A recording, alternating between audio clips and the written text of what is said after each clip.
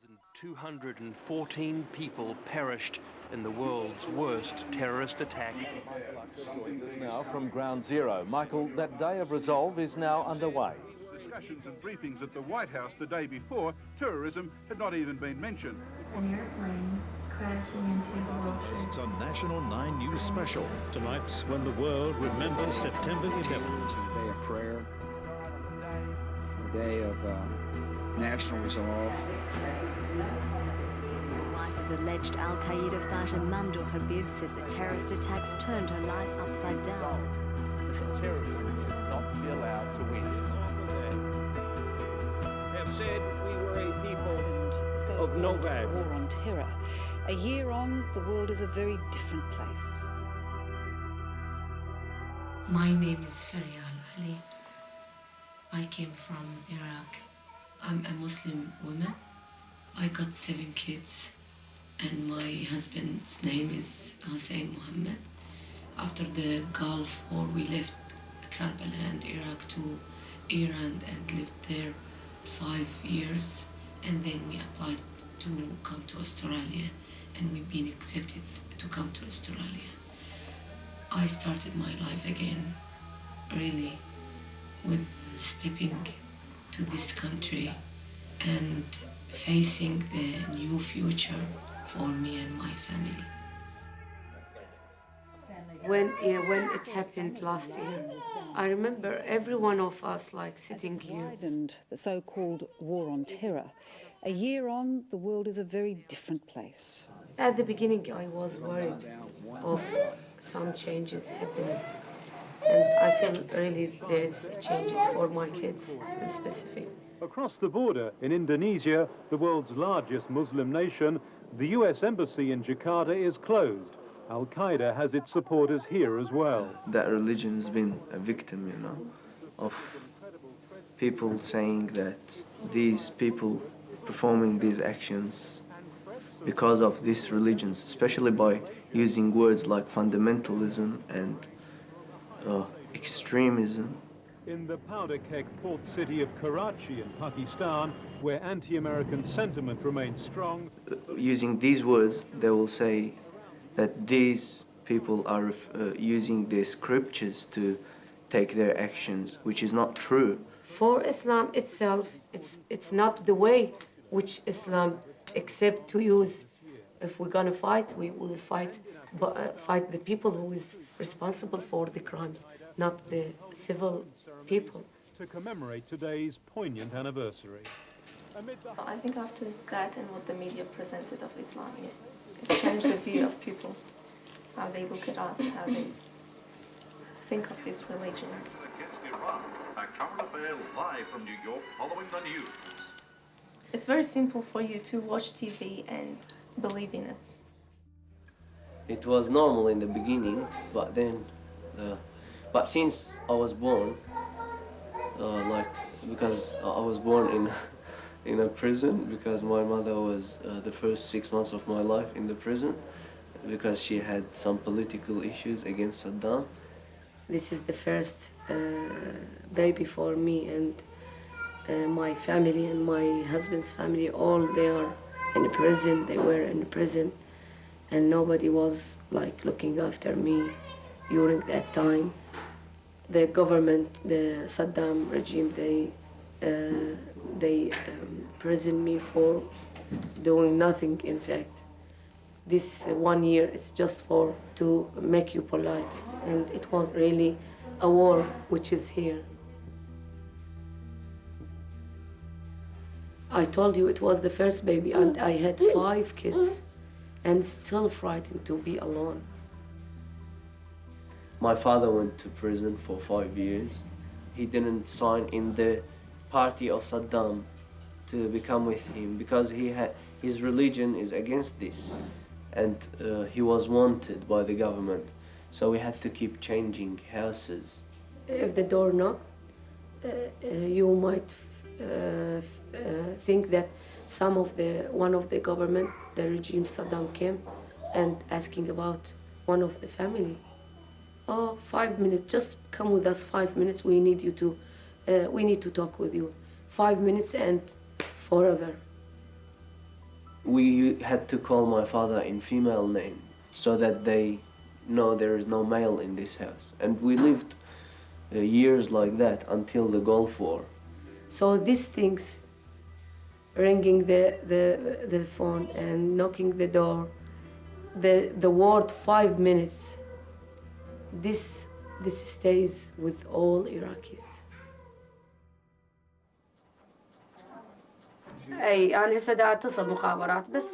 Because I finished my language, I finished my education, I had my babies, I settled, and I want to be a useful person in anywhere, even in this country or that country. And this country accepted us, they gave us everything what we need. So we started doing that with our community. Now, because they want to know about Ramadan, because Ramadan starts 6th of November. I'm running another women group for older, old Iraqi women, and you know the problem with the community. They suffered the regime in the past, and they suffered the isolation in this country and in the camp, and now new living here, new culture, new everything new for them.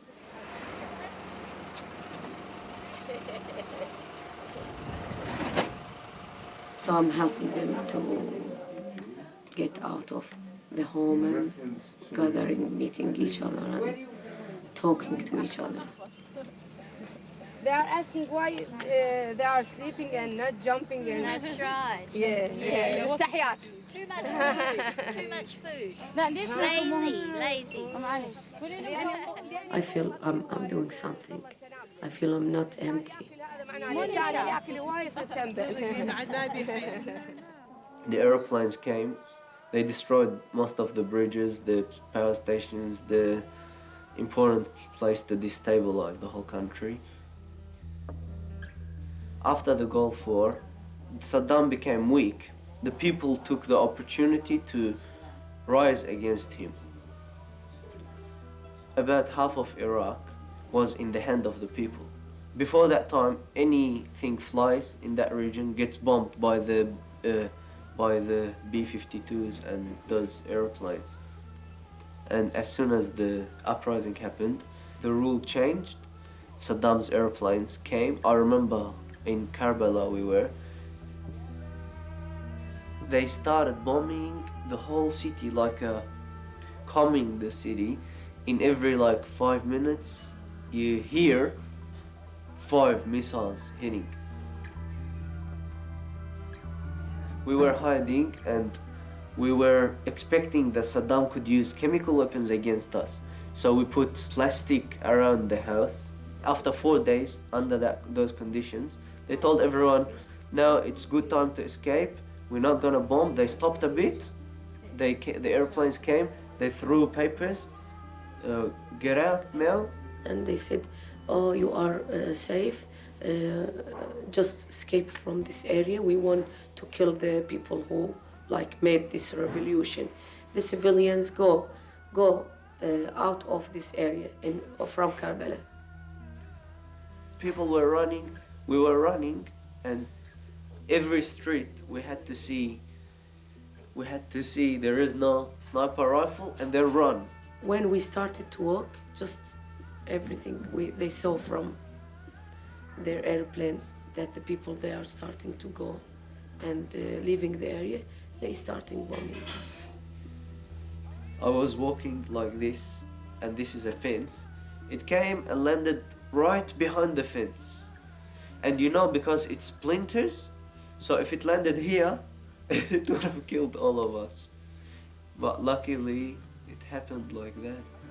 Everyone is just him and his chance to live or to escape. And a lot of people died in this time. As America pauses to remember, there's no let-up in the campaign for action against Iraq. Of course, Saddam is one of the worst criminals that history ever faced. But also, what they do is not a solution for the situation. This is the first war of the 21st century, and we're making progress. Bush, for example, comes out after 20 years and says, this Saddam is an evil man, he gassed his people. In that time, they were all with him and giving him the weapons. Yeah, it's very symbolic, isn't it, that he should choose Ellis Island just off the tip of Manhattan there with the statue there where so many of the early settlers first came into this, the land of the free. I think it's more related to the wonderful symbol behind him, the Statue of Liberty. To the political situation where this person has gone against them and they have to get rid of him, just like the Taliban's and Osama bin Laden. Liberty prevails and continues despite these terrorist attacks. We registered as a refugee with the United Nations, and this part was worse. 1 month we stayed there, more than 1 month, fighting each other in the sand, in the desert, for food, for water, a little bit water, for having a little bit rest at night, because all the time Saddam was sending people to bomb this tenement, and you don't know whether this time you're gonna be bombed or tomorrow. So one of the country which accept us, it was Iran in the beginning. Just the only country which accept the refugee from Iraq, it was Iran. So they sent airplane and they sent for us, and we went there, and we've been in safe and feel like we are in the heaven. We stayed 5 years there and without considering to go anywhere. In the same time, we heard that Australia came to Iran to take people from there, and Australia opened the immigration way to come to Australia with wide opening, and come, this is the forms, and fill the forms, and we're gonna accept you all. So they sent for us. They came down to Iran and they asked the government to let the people come to Australia. After the break, Helen Daly in the studio with the other big story of the day, looking at Australia's role in any impending military action against Saddam Hussein. And you will have the chance to have your say.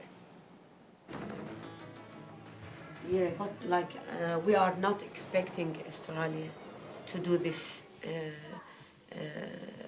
with America, because everyone in the world knows that Australia, a country of freedom, a country which believe in the human being rights, and everyone wants to get in Australia who suffered from their country, from their regimes, because Australia is the safe country. America has had no stronger ally since the September 11 attack than Australia. But right now, Australia, Britain, America, it's all one thing, you know, when it comes to possible military action against Iraq. You can't expect Australia not to support America. This week to approve the use of force. And we're eager to find out what you think about any possible strike against Iraq. You can have your say by joining in our national forum. This government is changing. It's following America. It's nothing about wanting freedom for Iraqis. 1902 554. Older Iraqi women? We are making sometimes interviews with these people to release what they got in their heart.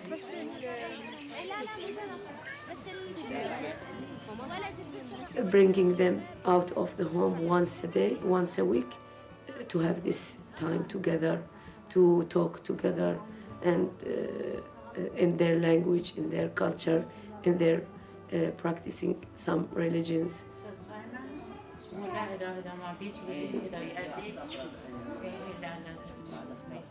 They are happy and I'm happy. Because what is happening between Saddam and America, everyone cut his heart with his hand and waiting for what is going on and what will happen for them, and nobody what will happen for them. I think Australia, it's a good country for everyone, but still you will find a lot of communities, still they have the wish to go to their country, to return back to their country. Really, I would like to live in Iraq, but I can't imagine if we're gonna return to Iraq, what Iraq we're gonna find. George W. Bush describes himself as a peacemonger, according to Prime Minister John Howard. People, they are waiting, and we are waiting. But any country stand against Iraq and stand with America against the Iraqi people, and we will feel bad about that. Mr. Howard says he can't be certain whether Iraq had a direct connection with Al-Qaeda. Because they have to know who's they gonna fight. Mr. Howard refuses to discuss what contribution Australia will make. Probably it's the word it's against Saddam should be, not against Iraq. Because Iraq, who is Iraq? These normal people and these poor people, who is these people? This is our families. For the Twin Towers, yet no evidence has been shown to support these claims. I faced the problem from early time when I was young. I was in prison, I had my baby. So all this together made me strong. And I hope I'm gonna continue being strong, because sometimes I feel I'm weak in my body, not my mind, my body a little bit.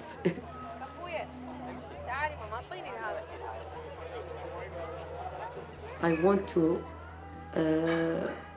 teach, to learn, to have, to give, whatever happen. Because of that, I've been like challenging this life. I'm considering these steps is the important steps to do. Even if you're gonna not feel the result now in this time, you're gonna feel it in the future. We believe that all humans should have the right to live everywhere, in all countries in this world, and have the right to be in peace.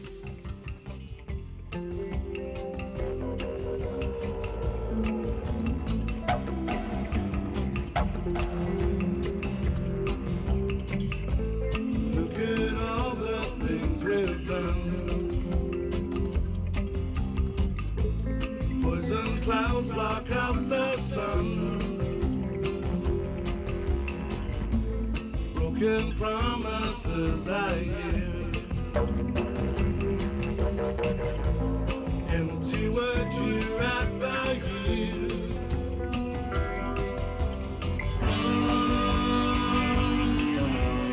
Lightning in the sky, and all our dreams scattered across the floor.